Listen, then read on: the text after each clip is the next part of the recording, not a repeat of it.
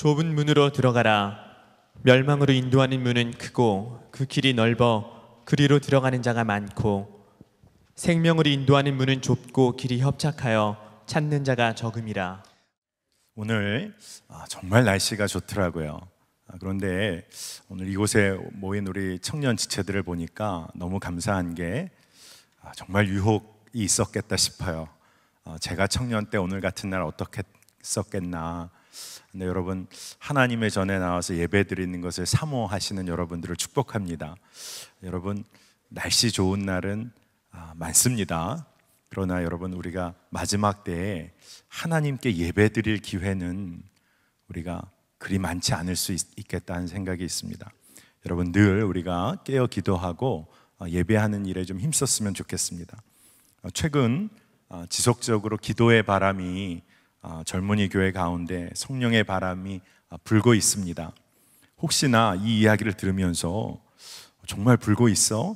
이런 마음이 있으신 분 계실 거예요. 그분은 우리 각종 기도 모임과는 담을 쌓고 계신 분일 가능성이 있습니다.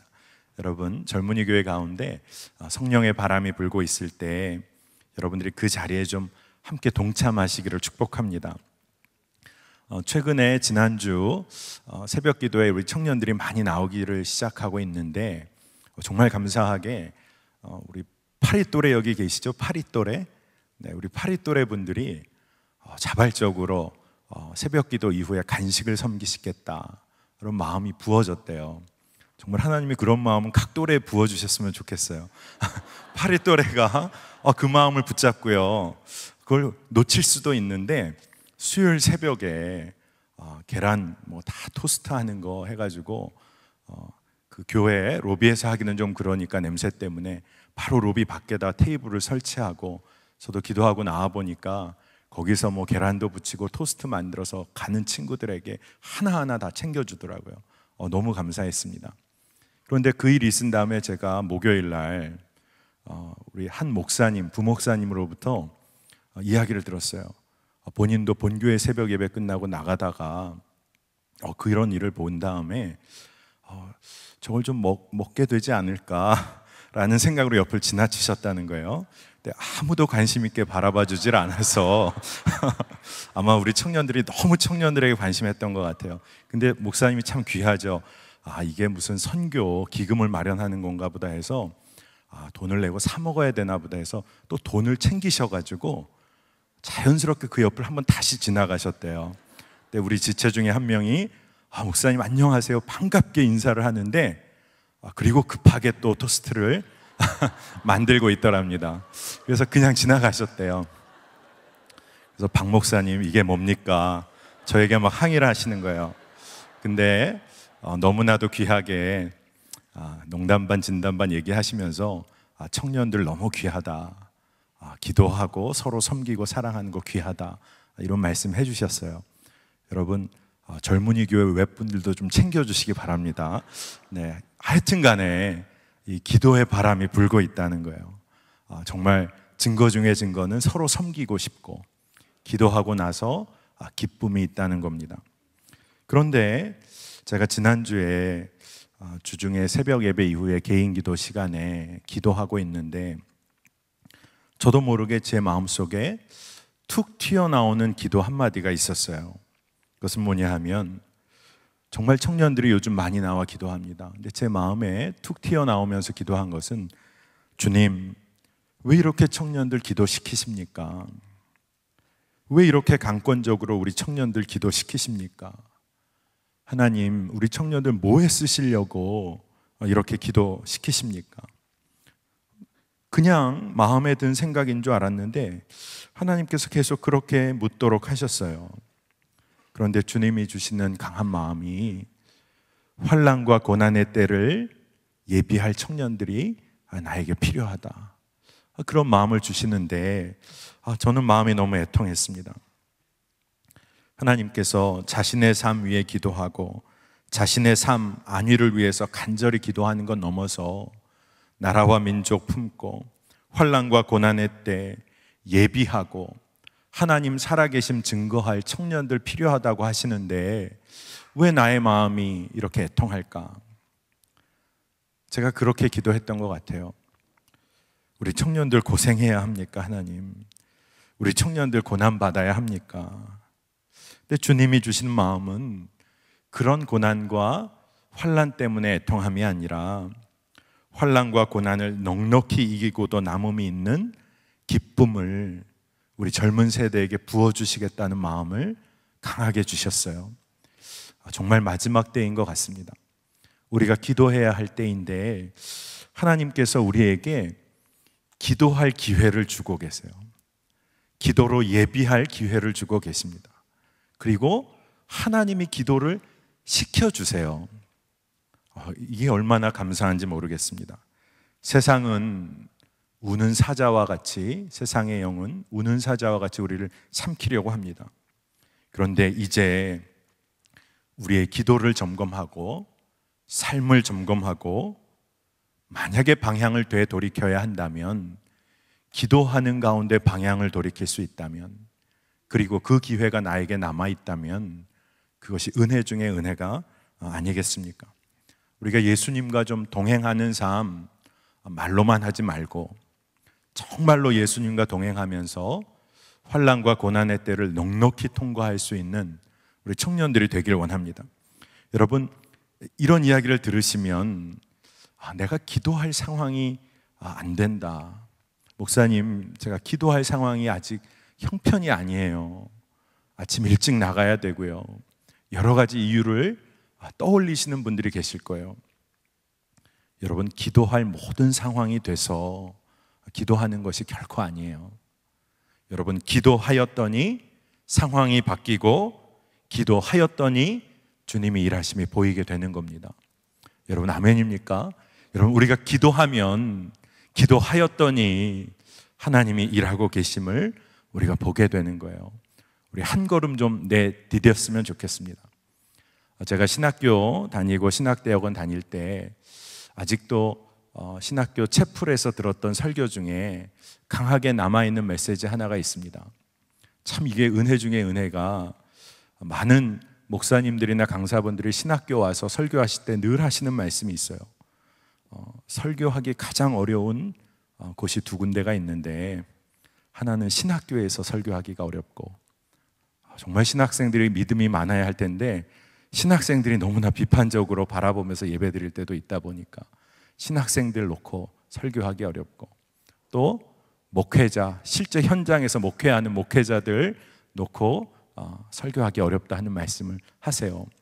그러니까 저도 그때 신학생 시절에 그 말씀을 때로는 잘 받지 못했던 사람 중에 한 명이죠. 그런데 그럼에도 불구하고 제 마음에 강하게 아직도 남아있는 말씀 한 가지가 있습니다. 그것은 뭐냐 하면, 졸업 후에 개강 예배였어요. 신학생들에게 여러분들이 졸업 후에 세상에 나가서 목회하고 복음 전하다 보면 어려운 일 겪게 될 겁니다. 근데 그 어려운 일 겪게 되는 이유는 복음과 세상의 방식이 부닥치기 때문에 그렇습니다. 여러분, 그래서 나가서 목회하다 보면 좋은 일만 있는 게 아니라 실제로 굉장히 어려움을 겪을 겁니다. 이게 개강 예배에서 전해주는 말씀이었어요. 그런데 그 다음에 하시는 말씀이 더 도전이 됐습니다. 정말 복음 전한다고 하면서도 세상 가운데서 잘 지내고 어려움도 겪지 않고 모든 일이 순탄한 것 같으면 여러분들이 그때 여러분의 목회와 삶을 한번 점검해 봐야 합니다. 왜냐하면 복음대로 사는 삶은 늘 세상과 부닥칠 수밖에 없기 때문에 그렇습니다. 이런 이야기를 하셨던 기억이 아직도 남아 있습니다. 여러분, 단지 목회자들의 삶만 그렇게 점검되어지는 걸까요? 우리들의 삶, 예수를 믿는 청년들의 삶 가운데 세상 가운데서 일이 너무나 잘 풀려. 때로는 여러분, 우리가 그렇게 기도하잖아요. 세상 가운데 하나님 일 잘 풀어주십시오. 모든 것 하나님 계획대로 주님의 은혜 임하기를 원합니다. 그런데 다시 한번 생각해 보면 우리의 삶, 청년의 때에 우리의 삶이 세상과 부닥치는 경험도 하고, 때로는 일이 잘 안 풀리는 것 같기도 하고, 때로는 무너지기도 하는 것 같은 이유가, 여러분, 우리가 복음대로 살고 복음대로 살기 위하여 애쓰는 가운데 겪는 일이라면 여러분 어떠시겠어요? 여러분, 제대로 가는 길 가운데서 겪는 일이라면, 하나님이 그 길 가운데 동행하고 계신 것이라면 여러분 그 길 걸으시겠습니까? 여러분 꼭 질문해 보셨으면 좋겠어요. 오늘 우리가 복음대로 사는 삶에 대해서 하나님께서 허락하시는 말씀이 분명히 있겠다 싶은데, 복음대로 사는 삶, 세상의 방식과 너무 달라도 너무 다르죠. 우리의 삶이 그리 녹록지 않을 수도 있습니다. 여러분, 우리가 복음을 살아가야 하는, 복음을 살아내야 하는 현장은 이 교회 울타리만이 아니죠. 교회 안에서 정말 복음대로 사는 것, 우리가 실험을 한다고 하더라도 사실 복음이 복음됨을 증거해야 할 곳은 이 사회 전 영역이죠. 정말 복음이라면, 우리의 삶을 이끄는 진짜 기쁜 소식이라면, 내가 속해 있는 이 나라, 내가 속해 있는 이 열방 가운데서 복음이 돼야 되겠잖아요. 우리의 삶을 통해서 증거돼야 되잖아요. 그런데 교회 안에서는 서로 행복하고, 교회 안에서는 서로 잘 지내고, 교회 안에서는 서로 잘 챙겨주는데 정말 그것만이 은혜일까요? 근데 어떤 분 그러실 거예요. 벌써 교회에서도 싸우고, 교회에서도 서로 챙겨주기는, 교회에서도 이런 질문을 하시는 분 계실지도 모르겠습니다. 그럼에도 불구하고 오늘 이곳에 모인 우리 청년들 모두가 꼭 붙잡았으면 좋겠는 것은 복음의 능력입니다. 복음의 능력이 우리 삶의 실제가 되어짐을 우리가 선포하기를 축복합니다. 순회선교단, 여기 복음학교 다녀오신 분들은 아마 잊혀지지 않는 구호 하나가 있으실 거예요. 나를 변화시키지 못하는 복음은 복음이 아니다. 정말 복음의 능력이 있다면, 그리고 그것이 내 삶에 변화를 일으킬 수밖에 없다는 거죠. 정말 그렇다면 청년의 때 우리가 큰 꿈을 좀 꿨으면 좋겠어요. 내가 발 딛고 있는 이 사회, 한국 사회 안에서 사회를 뒤집어 놓을 수 없는 복음은 복음이 아니라는 거죠. 그 이야기는 뭘까요? 정말로 우리 사회에서 복음이 힘을 발휘하고 있느냐 하는 질문입니다. 더 정확히 말하면 복음을 살아내야 할 우리 청년들, 우리 청년 그리스도인들, 그리고 신앙 공동체인 한국 교회가 복음을 제대로 살아낼 믿음도 없고 그런 마음도 없어 보인다는 거예요. 복음대로 사는 삶이 쉬워 보이지 않으니까 적당하게 지레 겁먹고 타협하기도 합니다. 예수님의 그분의 말씀을, 정말 근원적이고 급진적인 하나님의 말씀을 조금 수정하고 해석하기도 해요. 교회가 그런 왜곡된 메시지를 보내기도 했습니다. 세상의 질서가 이러할 때 하나님 나라의 질서는 이렇다고 선포해야 함에도 불구하고 그저 우리가 세상에서 익숙해진 방식을 교회도 받아들일 때가 너무 많았습니다. 때로는 하나님의 이름으로 소위 교회가 그러한 세상의 길을 정당화해 주기도 했던 것 같아요. 여러분, 분명한 것은 예수님의 말씀은 늘 우리에게 기쁨과 평강과 위로로만 다가오지 않을 때가 있다는 거예요. 세상 가운데 우리가 복음을 살아내다 보면 때로는 환난이고 때로는 고난의 순간을 경험해야 할 때가 있다는 것입니다. 교회가 이 부분을 선포해야 될 책임이 있다고 믿습니다. 저는 우리 청년들을 하나님께서 요즘에 이렇게 기도시키시는 이유 중에 하나가, 정말 믿는 청년들이 세상을 향하여 하나님의 백성들이 사는 방식은 이러하다라고 삶으로 증거할 청년들이 하나님께서 필요하시다는 생각이 들었습니다. 여러분, 교회는 예수 그리스도의 이름으로 모인 사람들을 말하죠. 하지만 교회는 또 다른 귀한 의미가 있는데 하나님의 백성으로 부름받은 사람들의 모임입니다. 여러분 여기 군대 갔다 온 청년들 많으시죠? 많은 남자 형제들이 꾸어서는 안 될 꿈 중에 하나가 뭐죠? 악몽 중에 악몽이 군대 다시 가는 꿈. 행정적인 창호든 무슨 이유로든 다시금 징집받는 꿈을 꾸는 것은 정말 견디기 어려운 일이죠. 그런데 교회의 의미가 그런 의미가 있다는 거예요. 하나님이 징집하시고 하나님이 소환하셨다는 의미가 있다는 겁니다. 하나님께서 하나님의 백성 군사가 필요해서 모으셨다는 의미가 있다는 거예요. 그래서 예전에는 소집됐다라는 군사적인 의미도 있었고, 고대 사회에서 이 교회라는 말의 원뜻은 시민회의로 불러 모았다, 무언가를 결정할 일에 불러 모았다는 뜻도 있었다고 해요. 그러니까 너무나도 구체적인 의미가 있는 거예요. 그리고 또 교회라는 말이 사실 신약시대부터 쓰인 말이지만, 그러면 신약시대에 있는 교회라는 말과 그래도 의미상 통할 수 있는 말이 구약시대에는 무슨 말이 있었을까 찾아보니까 카할이라는 말인데, 그 말은 어떤 의미냐 하면 하나님, 야훼 하나님의 백성이란 뜻이라는 거예요. 야훼 하나님의 백성들의 모임, 회중이란 말입니다.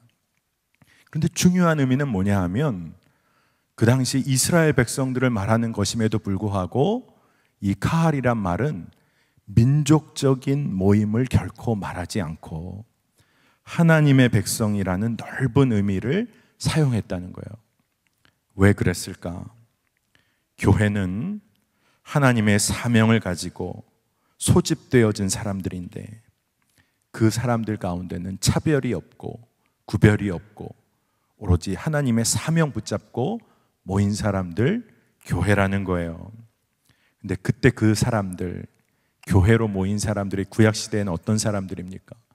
정말 힘없고 아무것 할 수 없어서 하나님 말씀 붙잡고 광야로 떠난 사람들이잖아요. 광야 회중이었어요. 광야 회중. 오로지 하나님 의지하지 않고는 살 수 없는 사람들이 교회였습니다. 그런데 이 세상, 지금 우리 시대의 교회가 어떤 모습일까요? 저는 교회라고 말할 때 우리 젊은이 교회를 포함해서 하는 이야기지요. 우리 교회의 모습이 어떨까요? 오로지 하나님만 의지하고 그 말씀대로 나아가지 않으면 정말로 도저히 살아갈 수 없는, 정말 그러한 마음 심정으로 오로지 주님과 동행하는 교회인지, 아니면 세상이 주는 평안한 삶에 대한 꿈을 포기하지 못하고 예수님과 세상을 적절하게 섬길 수 있는 그러한 장을 마련해 주는 것이 교회인지 우리가 점검해 봐야 할 때인 것입니다. 소위 세상이 말하는 편안한 삶을 교회는, 광야 회중으로서의 교회는 보장해 주지 않습니다. 또 우리가 정말 복음대로 산다고 하면 믿는 자의 삶이란 고난이 없는 삶이 아니라 고난을 통과하는 삶이에요. 그래서 예수님께서는 우리 믿는 자들에게 복음대로 사는 삶을 요청하십니다. 여러분, 복음대로 사실 거예요? 네, 힘들 거예요. 네, 어려우실 거예요. 다시 물어볼게요. 여러분, 복음대로 사실 겁니까? 예수님이 너무나 강력하게 요청하고 계세요. 왜 예수님이 그렇게 요청하시는지 제가 그 이유를 너무나 간단하게 설명을 드리겠습니다. 이 부분이 너무 중요해서 혹시 여러분 옆에 분들 졸고 계신 분 있으면 꼭 손을 잡아주세요. 이것만큼 듣고 가라. 왜 예수님께서 우리로 하여금 정말 복음대로 살라고 그렇게 강력하게 요청하실까? 어렵고 힘든 길이지만 그 길에 생명이 있기 때문에 그렇습니다. 멸망으로 가지 않고 생명의 길 걸을 수 있는 길이 그 길이기 때문에 예수님께서 우리에게 요청하고 계세요. 남들이 다 넓은 길, 넓은 문으로 들어가려고 할 때 좁은 문, 좁은 길로 걸어가야 하는 이유가 우리의 생명과 직결이 돼 있다는 겁니다. 오늘 우리가 읽은 말씀을 보면 멸망으로 가는 길은 참 넓기에 그리로 들어가는 자가 많다. 예수님이 말씀해 주셨어요. 왜 그렇게 멸망의 길로 많은 사람들이 가게 될까? 하나님께서는 우리의 삶과 행동과 모든 것을 포함해 내시는 말씀을 우리에게 주셨어요. 계명도 허락해 주셨어요. 하나님의 말씀이 넓고 계명이 많은 것처럼 사실은 우리가 하나님의 말씀대로 살지 못할 가능성도 많아지죠. 정말 하나님의 말씀대로 계명대로 살아야 가야 할 수 있는 방법, 그 길은 딱 한 가지예요. 그런데 여러분, 하나님의 말씀을 어길 수 있는 방법은 몇 가지일까요? 정말 무수히 많죠. 상상하기도 어려울 만큼 많은 거죠. 우리가 하나님의 뜻을 어기고 살아갈 방법과 가능성은 정말 세상 가운데 널려 있어요. 넓은 문이고 그곳으로 가는 사람들이 굉장히 많습니다. 그리고 그 큰 문으로 들어가기를 원하는 사람들이 많은데, 그 이유 중에 하나는, 그런 사람들의 특징이 뭐냐 하면 경건의 모양은 있으나 경건의 능력은 없는 자기 중심적인 사람이에요. 자기 중심적인 삶을 사는 사람들, 그 사람들이 넓은 문을 선호한다는 겁니다. 여러분, 육신은 살아있지만 영으로 죽어있는 삶, 이것이 자기 중심적인 삶을 사는 사람들의 특징이에요. 겉으로는 아름답게 보이지만 탐욕과 교만과 분노, 증오에 가득 찬 사람이 자기 중심적 사람들이에요. 세상을 하나님보다 더 사랑하는 사람들인 거예요. 그래서 이런 사람들일수록 정말 누군가를 섬기고 사랑하고 세상보다 하나님을 위해 사는 일에 있어서 머뭇거리게 돼요. 그런데 여러분, 우리 믿는 사람들, 교회가 이 일에 있어서 우리가 깨어 있었는지를 한번 살펴보아야 하겠다는 것입니다. 교회가, 믿는 이들이 넓은 문으로 이끌고 있지는 않았었는지, 정말 두렵고 무서운 일이죠. 예수님의 이름으로 소위 우상들을 세우고 축복하는 오류를 범하지 않았는지 우리가 기억해 봐야 할 것 같습니다. 예수님이 분명히 말씀하셨어요. 두 주인을 섬길 수 없다. 무엇을 먹을까, 무엇을 마실까 염려하는 이방인의 기도 하지 말아라. 예수님이 너무 분명히 말씀하셨어요. 여러분, 그런데 먹고 사는 문제 중요하잖아요. 여러분, 그것 때문에 구직하고 계신 분 계시잖아요. 그리고 앞으로의 인생 가운데 중요한 문제죠.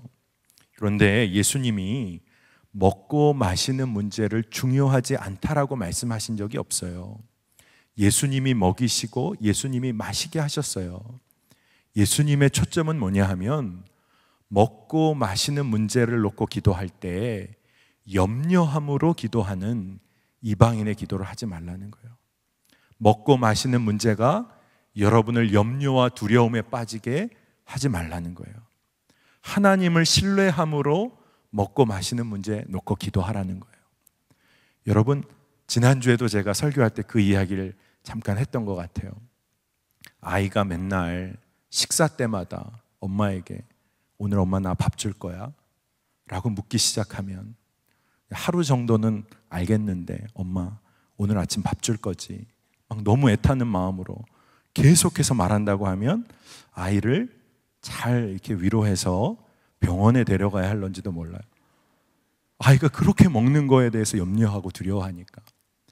우리가 염려하고 두려워함으로 기도하는 것이 아니라 하나님을 신뢰하고 사랑함으로 기도해야 하는 거죠. 먹고 마시는 문제가 내 삶을 두려움으로 사로잡지 못하도록. 저는 하나님께서 인도하셨던 광야 같은 시절을 보냈던 때가 있었어요. 남들이 보면 목회하고 유학할 수 있는 기회가 있었다 싶기도 하지만 한 10여 년 동안 목회하고 공부하면서 경제적으로는 정말 매일매일 이거 어떻게 살아야 하나 하는 때가 있었던 것 같습니다. 초창기 공부하면서 목회하고 또 정말 하나님의 인도하심 구하며 살았던 일들이 꿈 같을 때가 많았어요. 그래서 제가 어쩌다가 한국에 어머니와 홀로 계신 어머니와 전화할 때마다 어머니께서 저에게 얘기를 하세요. 야, 너 어떻게 사냐? 어머니의 마음이 이렇게 진하게 묻어나오는 한마디입니다. 야, 너희 어떻게 사냐 요즘? 근데 제가 뭐라고 대답했을 것 같아요? 제가 이렇게 대답하면 어머니께서 늘 웃으시고 걱정하지 않고 전화를 끊으셨어요.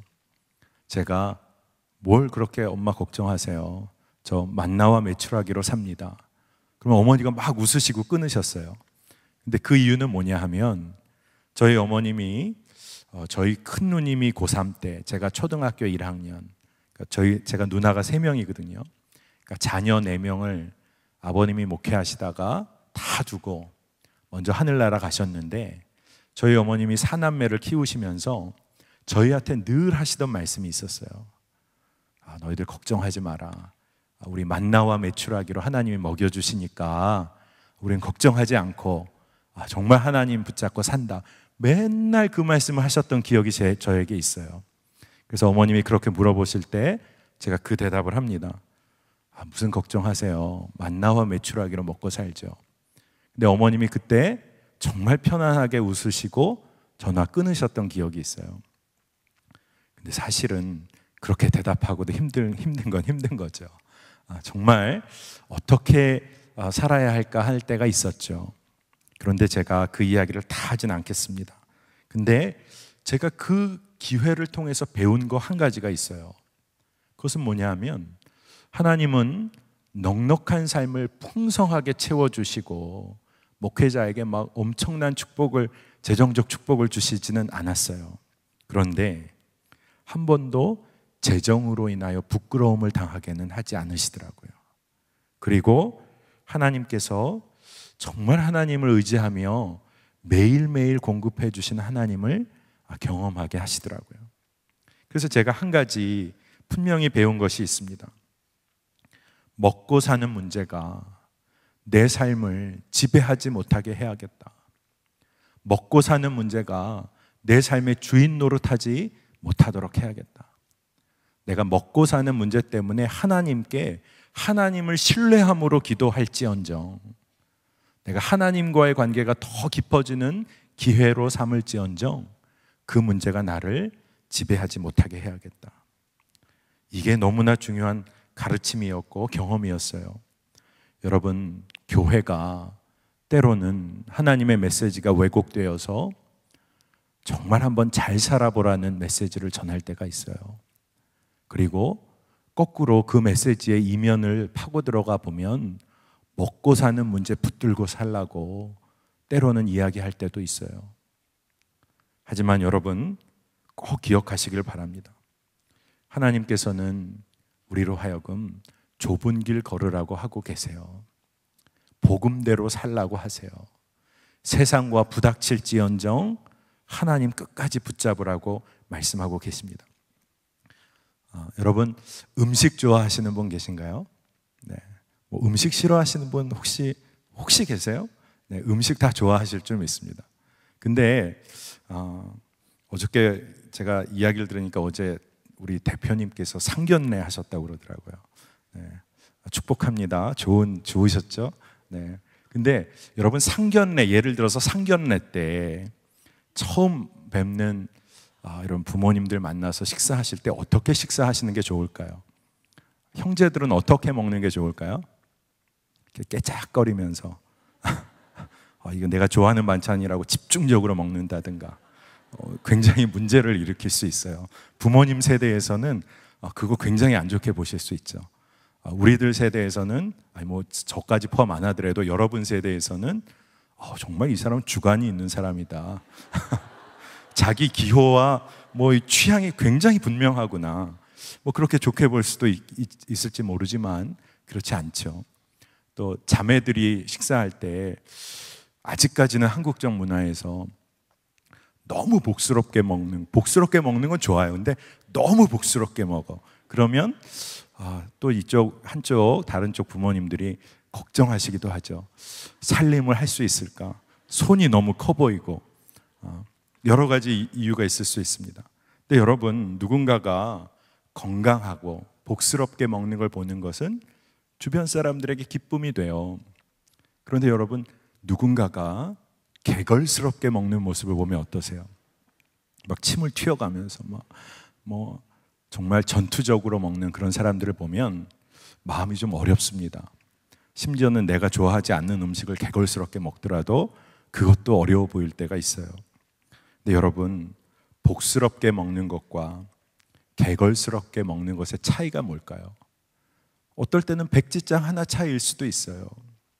그런데 먹어도 만족이 되지 않는 삶, 내가 가져도 나에게는 만족이 없는 삶, 그래서 또 가져야 되고 또 먹어야 되는 삶, 여러분 얼마나 피곤합니까? 여러분, 나에게 먹을 것이 계속 공급된다고 해보세요. 그래서 계속 먹을 수 있어요. 그런데 만족이 안 돼요. 무서운 거죠. 악몽과도 같은 삶 아니겠어요? 그런데 우리가 그것을 축복이라고 믿고 살아간다는 겁니다. 하나님께서는 먼저 그의 나라와 의를 구하라고 하셨어요. 그 나머지 모든 것들 하나님이 채우시겠다. 하나님을 신뢰하고 사랑함으로 담대하게 복음대로 살아보라는 거예요. 여러분, 하나님께서 그 외의 모든 것은 채우시겠다고 이미 약속하셨어요. 지난 금요일에 금요 성령 집회 오셨던 분들 아마 엄재용 목사님 말씀 통해서 큰 도전을 받으셨을 줄 믿습니다. 혹 못 오신 분들 위해서 잠깐만 전하면, 여호수아를 통하여 이스라엘 백성에게 가나안의 모든 땅 하나님께서 이미 허락하셨다는 거예요. 그런데 지파들 중에 그 전쟁, 하나님이 주신 땅을 쟁취하기 위해서 나가 싸우지 않았던 지파들은 여전히 땅을 얻지 못하고 여전히 두려움 가운데 빠져 있기도 했어요. 그런데 문제는 뭐죠? 하나님이 이미 부어주신 은혜요 축복이요 우리의 것인데, 우리가 세상을 두려워하여 머뭇거리고 주저함으로 기도하지 않고 한 걸음 뛰지 않아서 아직도 그 자리에 놓여 있는 우리의 모습이 있을 수 있다는 말씀을 굉장히 강력히 증거해 주셨어요. 오늘 저도 여러분에게 똑같은 도전을 좀 하고 싶습니다. 여러분, 당장 눈에 보이지 않더라도 일용할 양식으로 매일 나의 삶을 채워주실 하나님, 이미 하나님이 약속해 주셨어요. 여러분, 그것을 믿음으로 취하고 매일매일 넉넉한 삶을 누리시기를 축복합니다. 먹어도 끝나지 않는 인생 살지 말고 우리의 인생 가운데 일용할 양식으로 채우시는 하나님, 그리고 이미 예비되어진 축복을 우리가 좀 담대하게 취했으면 좋겠어요. 요즘에 정말 고도로 발달된 자본주의 사회를 우리가 살고 있습니다. 여러분, TV를 켜거나 스마트폰을 켜면 정말 광고에 노출 안 될 때가 없잖아요. 저는 때로는 그런 생각을 해봅니다. 내가 정말 원하는 게 뭘까? 하도 광고에 노출되니까 내가 정말 사야 하는 물건이 뭘까? 왜냐하면 하도 제품 광고가 많으니까 무엇을 사야 할지 혼란스러워요. 그리고 정말 이것이 내게 필요한 것인지도 잘 모르겠더라고요. 어떤 분들은 인터넷 쇼핑몰에 들어가서 오늘만 특가해서 이렇게 제품이 이렇게 숫자가 이렇게 줄어드는 걸 보면, TV 홈쇼핑에서 막 오늘만 특가인데 자꾸 이렇게 숫자가 줄어드는 걸 보면 하나님의 말씀처럼 이걸 내가 사야 하는데 막 간절한 마음으로 바라보다가 마지막에 전화하고 아니면 마지막에 클릭하고 막 안타까워하고, 정말 생명을 향해서 그런 마음이 있으면 얼마나 좋겠어요. 근데 하나님께서 우리에게 그런 마음도 부어주시겠죠. 근데 너무나 세상이 그러한 것으로 우리를 학습시키다 보니까 정말 나의 건강한 욕구조차, 나의 건강한 소망조차 이게 내 것인지 아닌지조차도 모르는 시대를 살게 되었어요. 그리고 거꾸로는 내 욕구를, 내 소망을 세상이 디자인해줘요. 세상이 만들어줘요. 그리고 그 욕구를 충족시키는 삶이 행복이라고 우리를 학습시킵니다. 그렇지 않나요? 여러분, 새로 나온 스마트폰 꼭 사야 될 것 같은 마음 가지고 오늘 이곳에 오신 분 계시지 않으세요? 새로 나온 어떤 옷이라든가 새로 나온 무슨 여러 가지 물건들이 꼭 하나님께서 나에게 허락하신 것 같은 그런 마음으로 소망하는 분들이 계실지 모르겠어요. 그런데 우리의 탐욕과 욕구, 그것이 충족되어져야만 행복이라고 사회가 가르치고 있을 때 이것을 막아설 수 있는 자가 누굴까? 이런 거 아니잖아 라고 외칠 수 있는 자가 누굴까? 이 사회에서 탐욕을 구조화하고 학습시키고 있을 때, 그리고 이것이 충족돼야 행복이라고 우리를 몰아가고 있을 때 그게 아니라고 말할 수 있는 그런 사람들 누굴까? 우리 교회여야 되지 않겠어요? 하나님의 백성들, 부름받아 사명 붙잡은 자들이어야 하지 않겠습니까? 그런데 그런 교회가 많지 않다는 거예요. 저는 우리 젊은이 교회가 그런 교회이다라고 말하기도 때로는 두렵습니다. 왜냐하면 우리가 이 자리에 모여서 하나님을 예배하지만 우리의 각자의 삶은, 사회의 각 곳곳에 흩어진 우리의 삶의 모습은 어떠한지 모르잖아요. 예수님께서 세상의 방식대로 살아가지 말라고 예수님의 사역과 공생애 가운데 너무나 강력하게 증언하신 분이에요. 예수님은 진짜 좀 외람되지만 예수님은 문제하셨어요. 문제야. 그 시대를 보면 그 시대의 유대 종교의 관습에서 사사건건 문제를 일으키신 문제하셨어요. 남들 다 하는 방식대로 하지를 않으셨어요. 그러니까 아마 제자들이, 사실 제자들 성격 굉장히 좋았던 것 같아요, 제 생각에. 왜냐하면 예수님 너무 특이하신 분이셨거든요. 그런데 여러분, 예수님이 하신 삶의 방식을 한번 오늘 잘 기억하시기 바랍니다. 사회 가운데서 문제를 일으키셨어요. 조금 소요를 일으키셨어요. 문제를 제기하셨어요. 그 당시에 유대 사람들, 그저 대제사장들과 서기관들, 바리새인들의 영적으로 잠들어 있는 그 모습들, 그냥 그 흐름대로 다 인정하지 않으시고 무서우리만큼 비판하셨어요. 그래서 나중에 죽기까지 하셨잖아요. 그런데 예수님이 사랑 앞에서는 여지없이 무너지신 분이셨어요. 그렇잖아요. 가는 길마다 예수님 앞에 그 길에 끼어드는 사람 다 품어주셨어요. 나사로 죽어있는 거 눈물 흘리셨어요. 예루살렘이 영적으로 무너진 것 보시고 눈물 흘리셨어요. 어디 한 곳에서 평안하게 머물러 사신 적이 없잖아요. 계속 먼 길 떠나시고 힘들고 어려운 이들 만날 때마다 도우시고 품어주셨어요. 예수님 자신의 삶이 한 번도 중심이 되셨던 적이 없으신 분이시죠. 여러분, 세상 속에서 성공하면서 그리고 좋아 보이면서 그와 동시에 경건의 모양도 갖출 수 있을 것 같기도 하지만, 여러분, 크고 넓은 길을 사모하는 자들, 그 삶이 비참한 이유를 우리가 좀 기억해야 할 것 같습니다. 그것은 뭐냐 하면 예수님과의 동행하는 삶에 대한 훈련을 받을 길이 없다는 거예요. 세상과 동행하다 보니까. 그런데 그 길이 오늘 말씀에 멸망의 길이라고 말씀하고 계세요.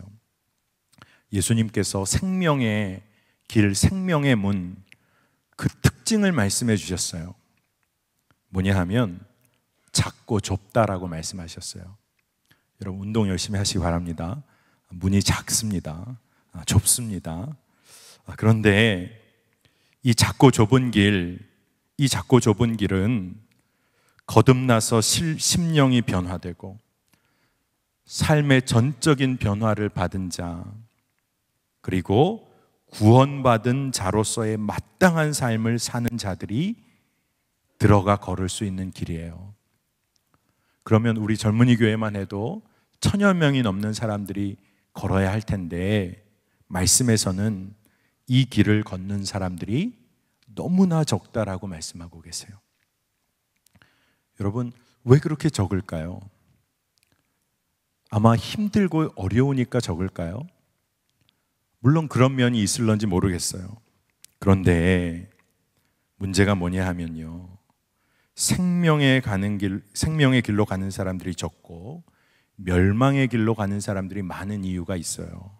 그것은 뭐냐 하면 대세를 거스르기가 어렵다는 거예요. 멸망의 길로 가는 사람들이 굉장히 많습니다. 여러분, 그러면 어때요? 사람들이 많은 곳으로 여러분 가시는 성향이세요?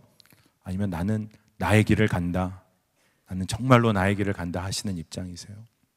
세상의 방식과 흐름이 다 이쪽 방향으로 가고 있는데 나만 이 길 옳다라고 가기가 사실 웬만한 사람 가기 어렵습니다.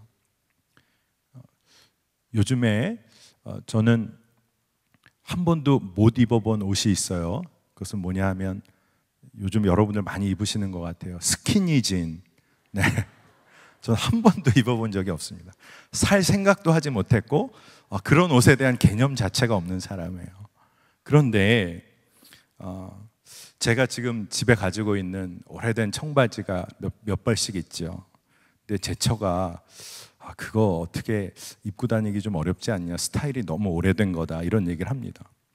근데 저는 아직까지는 크게 문제되진 않는데 아마 여기에 젊은 우리 자매분들, 옛날에는 청바지도 나팔바지 이런 거 유행했거든요. 요즘 같은 때 청바지 나팔바지 입고 성남대로를 당당히 걸을 수 있는 분 몇 명이나 될까요? 이건 나만의 스타일이다, 고집할 수 있는 분. 사실 이런 옷 하나도 우리가 남들 눈 의식할 때가 많잖아요. 그런데 삶의 방식이 거의 대부분의 사람들이 이 길을 가요. 나만 이 길 가기가 어렵단 말이죠. 그래서 정말 악순환이죠. 멸망의 길, 그 사람들 많은 길로 거기가 생명의 길인 줄 알고 사람들이 많이 간다는 겁니다. 여러분, 감리교회는요 아주 독특한 제도 하나가 있습니다. 분담금이라는 제도가 있어요. 어포션먼트라고 해서 감리교회는 모든 개교회가 한 몸 공동체다, 우리가 다 연결되어 있는 바디다, 이렇게 생각을 해서 모두가 서로를 돕는 분담금 제도라는 게 있습니다. 그래서 그것으로 모든 개교회들이 분담금을 내면 그 펀드를 가지고, 헌금을 가지고 미자립 교회를 돕기도 하고 개교회로서 감당하기 어려운 선교를 감당하기도 하고, 이 연회 차원에서 정말 중요한 일들을 하게 됩니다. 그런데 개교회마다 이 분담금 제도에 대한 유혹과 부담이 있을 때가 있어요. 분담금이 어떻게 책정이 되냐 하면 대개 성도 수나 규모나 그 전에 재정 결산이나 이런 것을 비례해서 교단의 연회에 함께 펀드를 만들어서 서로를 돕는 거예요. 그런데 작은 교회는 작은 교회대로 재정이 어떻겠어요? 없는 살림은 없는 살림대로 이 적은 액수지만 내기가 어려울 때가 있잖아요. 큰 교회는 큰 교회대로 어떻겠어요? 나름대로 재정이나 모든 게 풍성해 보이지만 막상 분담금 내려고 하다 보면 이게 꽤 되는 돈이거든요. 그러니까 교회마다 이렇게 유혹이 있습니다.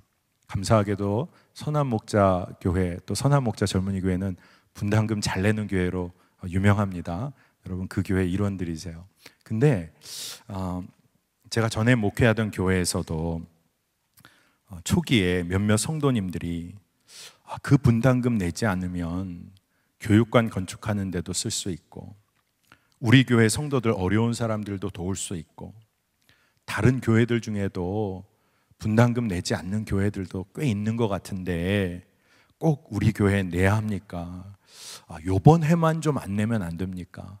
하고 담임 목사님께 막 이야기하는 성도들이 있었어요.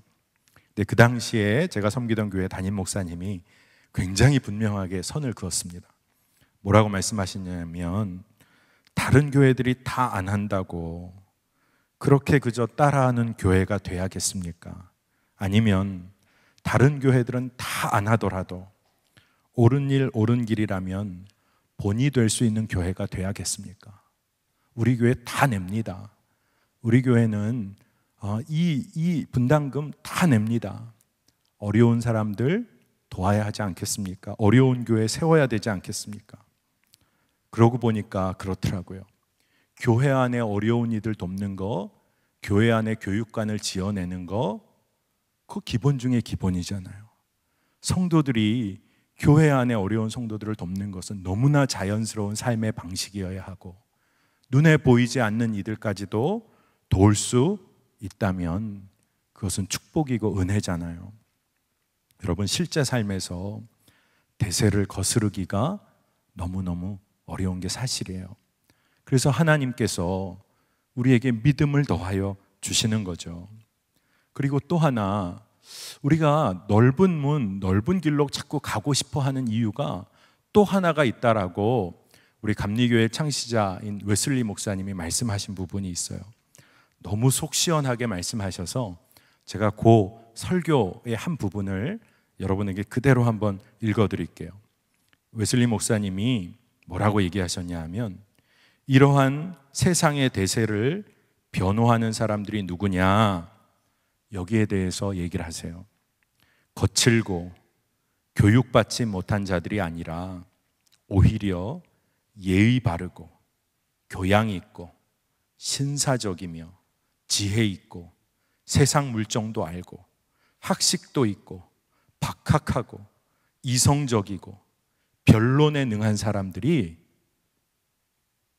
넓은 길 넓은 문 일로 가야 한다고 말한다는 거예요. 그러니까 정말 더 헷갈리겠죠. 세상에서 인정받고 잘 나가고 소위 겉으로는 경건의 모양을 갖춘 자들이 이 길 가야 한다고 하니까 사람들이 혼란을 겪는다는 거예요. 말씀 준비하면서 마음이 좀 어려웠어요. 이런 설교 내가 할 수 있을까?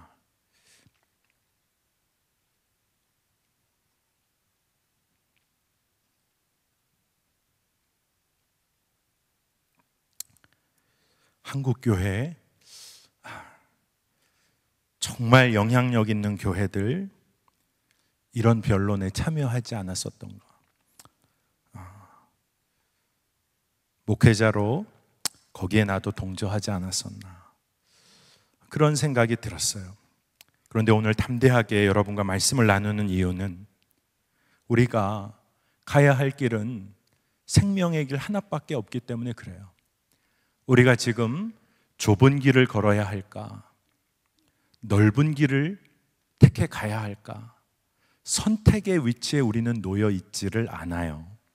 우리는 이미 어느 한 길에 놓여 있다는 겁니다. 지금 좁은 길이 앞에 보이고 넓은 길이 보이기 때문에 오늘 말씀 듣고 어느 하나를 선택해야 되는 자리에 있지 않습니다. 우리는 둘 중에 어느 한 길에 지금 놓여서 열심히 달려가고 있는 거예요. 그런데 만약에 넓은 길, 세상 사람들에 휩쓸려 그저 가고 있다면 우리가 돌이켜야 되지 않겠습니까? 정말 우리가 돌이켜야 되지 않겠습니까? 누가 뭐라고 하지 않더라도 돌이키는 삶 결단하고 그 주변에 있는 사람들에게 이 길 아니잖아, 이 길로 가는 거 아니야 라고 우리가 말할 수 있는 자 돼야 되지 않겠습니까? 제가 한 2년 전에 목회자들 한 주간 동안 특별한 아주 집중적인 세미나 과정을 한 교수님과 제가 함께 이렇게 도왔던 기억이 있습니다. 근데 그때 주제 자체가 뭐였냐면 웨슬리 목사님의 사회적인 영성에 관해서, 사회적 윤리에 관해서 공부하는 시간이었어요. 그런데 웨슬리 목사님이 경제적인 삶에 대해서, 돈에 대해서 뭐라고 설교를 많이 하셨냐 하면 정말 돈 조심해야 한다는 거예요. 돈을 사용하다 보면 어떤 일이 생기냐 하면 돈을 신뢰하게 되고, 또 돈을 신뢰하다 보면 신뢰의 차원을 넘어서 어떻게 되냐 하면 돈을 사랑하게 되고, 그리고 돈을 사랑하다 보면 하나님은 그 사랑의 밖에 놓이게 된다는 거죠. 그래서 돈에 대해서 경고하셨어요. 근데 이 웨슬리 목사님이 그래도 굉장히 실제적인 영적인 감각을 갖고 계신 분이었어요. 그래서 실제적인 경제적인 삶에 있어서 돈을 어떻게 사용할까, 여기 대해서 뭐라고 하셨냐 하면 자신의 삶 그리고 가족들의 삶에 가장 기본적인 삶을 유지할 정도의 그런 돈을 사용하는 것은 꼭 필요한 거다. 가족들 먹고 사는 것까지 다 희생해서 누굴 도와야 되고 이런 얘기를 하시는 게 아니라 가족들의 가장 기본적인 삶 다 챙기고 그리고 최선을 다해서 도와라. 그래서 웨슬리 목사님 이 생애를 보면 본인의 월급이나 샐러리가 높아지더라도 예전에 쓴 만큼만 쓰시고 나머지는 다 도왔던 그런 일화들이 있습니다. 그런데 그 세미나에서 함께 공부하시는 목회자분들이 질문이 하나 터져 나왔어요.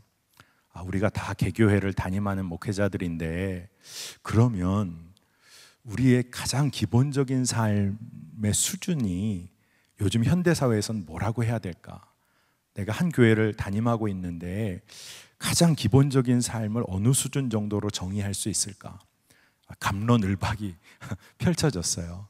그러다가 결국 좀 합의점에 이른 게 뭐냐 하면 그러면 목회자들이 본인이 담임하고 있는 교회에 성도들의 평균적인 그냥 가장 중간 정도 되는 선을 넘어서지 않는 삶을 경제적으로 사는 것이 바람직하지 않겠나, 그 정도까지 조금 이야기가 됐습니다.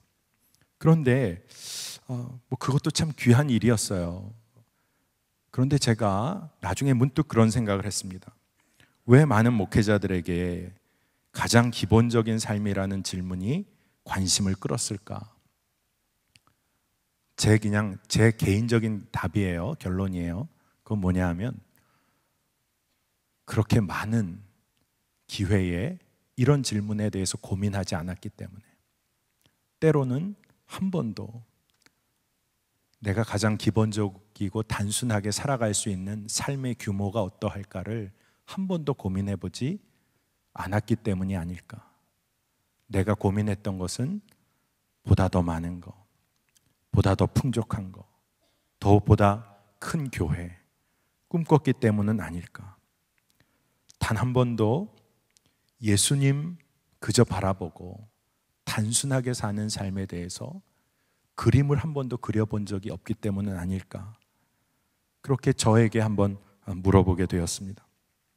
여러분, 세상에 학식이 있고 그럴듯한 성공 가지고 겉으로 보기에 좋은 사람들이 넓은 길 가야 한다고 말합니다.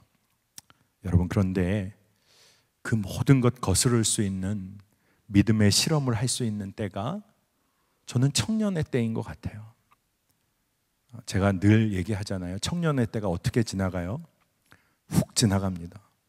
저는 제가 지금 이런 모습일 줄은 몰랐어요. 제가 40대 중반인데 진짜 어떨 때 이렇게 대화를 하다 보면 진짜 시간이 많이 갔다 싶습니다. 저는 지금 새롭게 뭔가를 시작하려면 정말 큰 용기가 필요해요. 뭔가 삶의 방향을 바꿔보는 데는 정말 큰 용기가 필요합니다. 근데 여러분도 용기가 필요하지만 어떨까요? 여러분들은 그 길 한번 시작했다가 조금 아닌 것 같아도 돌아갈 수 있어요. 또 시작할 수 있어요. 저는 청년의 때 여러분들이 좁은 길 걷는 거에 관해서 한번 여러분 동료들과 믿음의 형제 자매들과 함께 그 운동을 한번 일으켜 보셨으면 좋겠어요. 왜냐하면 너무나 그 길 가는 사람 없다 보니까 사람들이 착각을 한다는 거예요. 하지만 여러분, 믿음의 동역자들, 동료들이 있다면 가실 수 있잖아요. 그리고 더 중요한 것은 예수님께서 우리와 함께 하시기 때문이죠. 예수님께서 우리와 동행하시기 때문이에요. 정말 좁은 길 어떻게 갈까?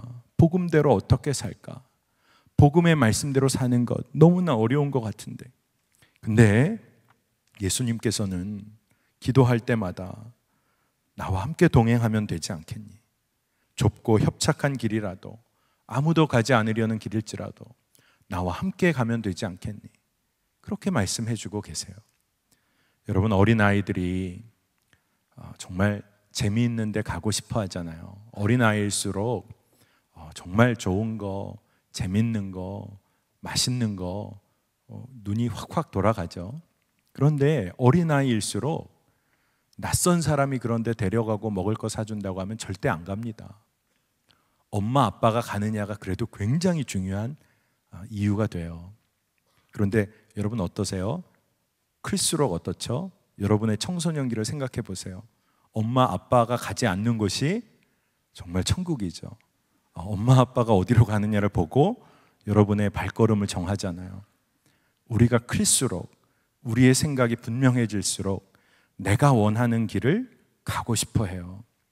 그런데 예수님께서는 좁은 길을 나와 함께 걸으면 안 되겠니? 라고 오늘 우리를 불러주세요. 가난의 영, 탐욕의 영, 정말로 세상이 말하는 모든 생각과 가치에 학습되어진 우리의 삶을 예수님께서 다시 한번 일깨우셔서 불러주고 계세요. 좁은 길을 나와 함께 걸으면 안 되겠니? 구약 성경에 보면 하나님과 동행하였던 굉장히 중요한 인물을 정말 짧게 기록하고 있어요. 너무나 중요한 인물인데 진짜 짧게 기록하고 있더라고요. 창세기 5장 22절 이하 24절까지 보면 에녹이 무두셀라를 낳은 후 하나님과 함께 300년을 동행하며 자녀들을 낳고 그리고 하나님과 동행한 삶을 기록합니다. 그래서 뭐라고 기록했냐 하면 에녹이 하나님과 동행하더니 하나님이 그를 데려가심으로 세상에 있지 아니하더라. 이 말씀을 보면서 에녹은 죽음을 보지 않고 하늘로 올려졌구나, 대단하구나, 이런 생각을 먼저 했어요. 그런데 말씀 묵상하다 보니까 하나님이 오늘 이 말씀 전하는 가운데 주시는 마음은 에녹이 하나님과 동행하였기 때문에 물론 하늘로, 죽음을 보지 않고 하늘로 올려졌다는 히브리서의 기록도 있죠. 하지만 하나님과 동행하였기 때문에 저가 세상에 속하여 있었지만 이미 하나님 나라를 살고 있었구나, 그런 생각이 들더라고요. 세상에 있었지만 저가 세상의 방식대로 살지 않고 하나님 나라의 방식대로 살았기 때문에 저가 하나님 나라로 이미 옮기워진 삶을 살고 있었겠구나, 그렇게 믿어지더라고요.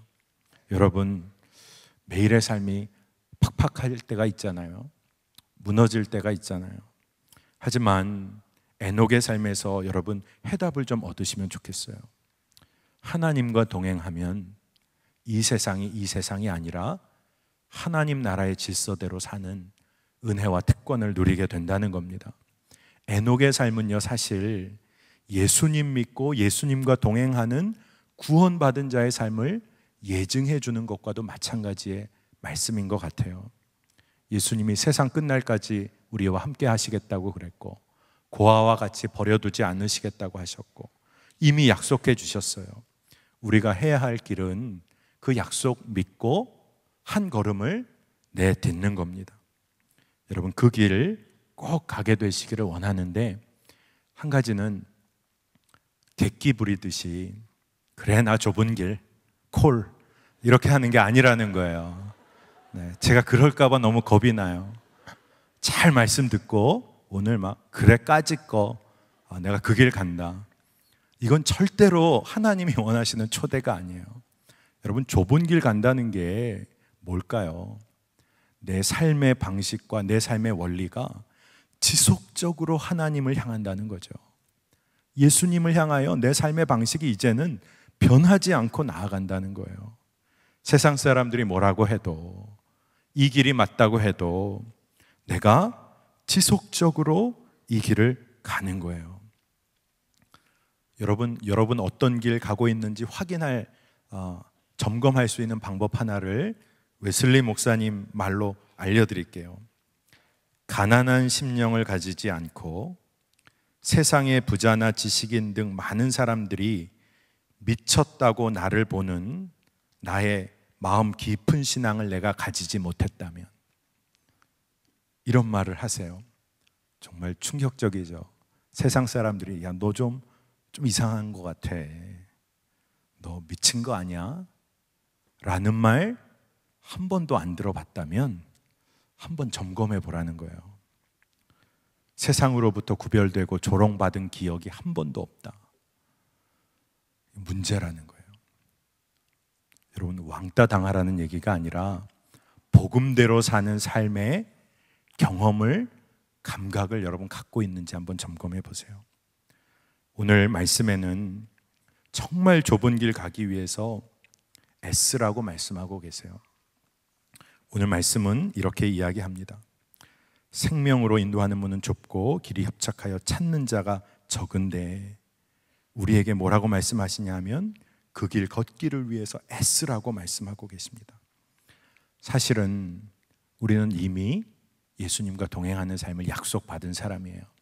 그렇기 때문에 우리가 애쓴다는 것은 믿음의 눈을 열어서 그것을 고백하고 기억하고 그리고 주님과 함께하는 삶 늘 고백하게 되는 거죠. 그런데 오늘 말씀을 마무리하면서 한 가지 좀 분명히 했으면 좋겠습니다.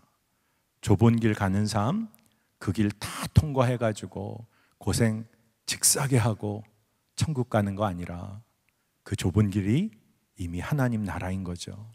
근데 여러분, 하나님, 예수님 외로우실 것 같지 않으세요? 오는 사람이 너무 없대요. 예수님과 동행하여서 예수님의 친구가 좀 되어주시면 좋겠습니다. 우리가 좀 그런 마음을 가졌으면 좋겠어요. 내가 어렵고 힘든 길 가는 게 아니라 예수님의 친구가 되어드릴 수 있구나. 내 삶이 예수님으로 인하여 기쁘고 예수님을 기쁘게 하는 삶이 될 수 있구나. 그리고 우리 젊은이 교회 공동체가 바로 그러한 공동체, 하나님의 부름받은 교회로서 그러한 삶 살게 되길 원합니다. 저는 오늘 사실 말씀 제목을 교회 탐욕의 영에서 벗어나라 이렇게 정했어요. 그리고 얼마나 후회했는지 모릅니다. 하나님 어떻게 마음을 주셔서 이렇게 큰 마음을 주셔서. 근데 제 마음은 그래요. 벗어나는 정도가 아니라 탐욕의 흐름을 막아설 수 있고 거스를 수 있는 교회가 될 줄을 믿습니다. 청년들이 일어나 기도해야 하고 우리 교회 정말 그러한 교회가 되기를 위해서 갈망하기를 원합니다. 하나님은 이미 약속해 주셨는데 우리가 그 사명 취하게 되기를 축복합니다. 우리 이 시간에 좀 기도하겠습니다. 한 가지 기도 제목 붙잡고 기도합니다. 세상이 말하는 가난의 영, 탐욕의 영에서 주님 벗어나게 해주시고 하나님 나라의 미래 질서를 지금 이곳에서 사는 청년들 되게 하여 주옵소서. 좁은 길이 생명의 길임을 한시라도 놓치지 않게 하여 주옵소서. 그 길에서 예수님과 동행하는 행복, 그 눈이 뜨이게 하여 주옵소서. 오늘 이 시간에 우리 기도할 때 하나님께서 우리에게 깨닫게 해주실 겁니다. 내가 서 있는 이곳이 내가 좁은 길 가고 있는지 아니면 멸망의 넓은 길 가고 있는지 하나님 깨닫게 해주시면 여러분 예수님 붙잡고 돌이키면 됩니다. 예수님 붙잡고 내가 주님과 동행하기를 갈망합니다 고백하면 됩니다. 그거면 충분합니다. 오늘 성령께서 그 일을 이루어주실 줄을 믿고 우리 이 시간에 기도함으로 나아가겠습니다. 하나님 감사합니다. 오늘 주께서 허락하신 말씀처럼 우리의 삶의 길이 주님과 동행하는 좁은 길 걷는 삶 되기를 원합니다. 세상에서 세상이 말하는 가난의 영, 탐욕의 영이 우리를 사로잡으려고 할 때만 하나님 주님 바라보기를 원합니다. 주님과 동행하는 삶, 그 길이 가장 안전하고 행복한 길임을 주님 깨달아 알게 하여 주시기를 원합니다. 하나님 우리 청년들 가운데 믿음의 도전 실험을 하길 원합니다. 세상 사람들이 가는 많은 그 길 주님 우리가 돌이키게 하여 주시옵소서. 내가 그 길에 속해 있다면 통해 자복하고 회개하여 하나님 주님의 친구 되고 주님과 동행하는 길 걷게 하여 주시기를 원합니다. 하나님 흔들리고 주저하고 머뭇거렸던 삶에서 하나님 생명의 길을 걷게 하여 주시고 하나님 이제는 복음대로 사는 삶 도전하게 하여 주시길 원합니다.